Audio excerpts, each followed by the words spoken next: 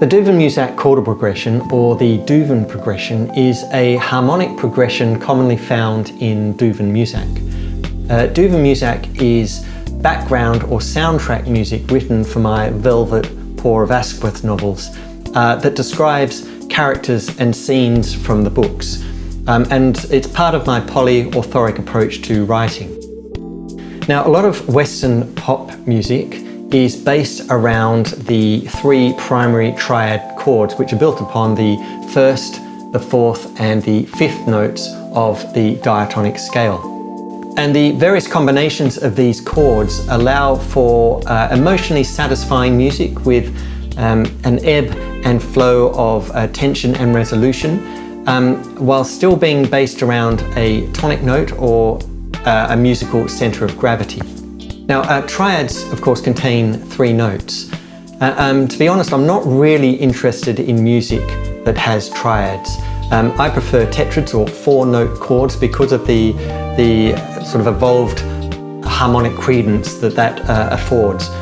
And triads, of course, can easily be converted into tetrads by adding a fourth note. So, of course, a major triad can become a major seventh. A minor triad becomes a minor seventh.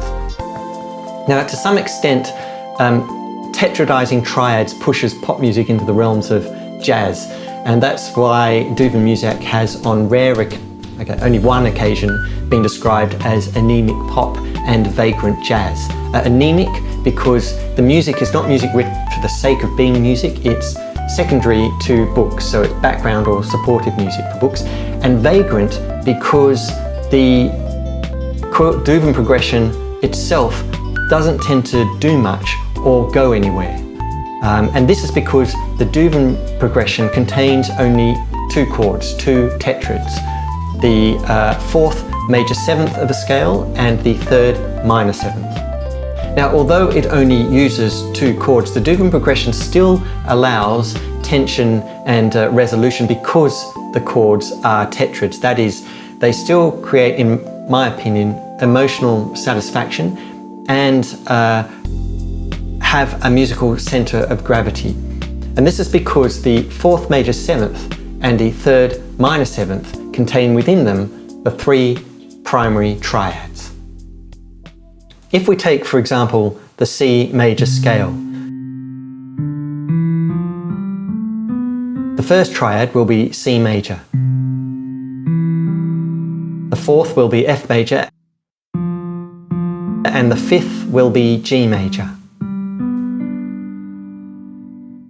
If we consider the Duven progression, which is the fourth major seventh to the third minor seventh, then in the scale of C major, the fourth is F major seventh, while the third, C, D, E, is E minor seventh. So the Duven progression in C major is F major seventh to E minor seventh, and it's often cyclical.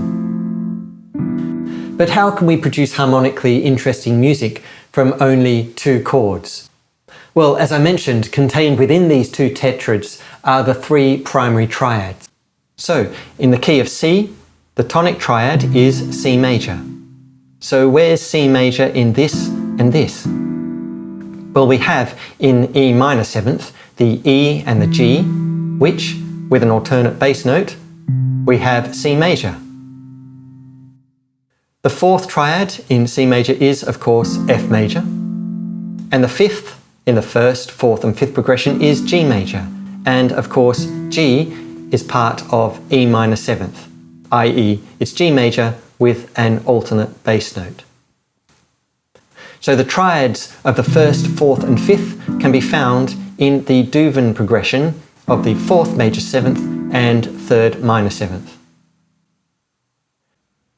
Now, the next most common triad is built on the sixth of a scale, which in the case of C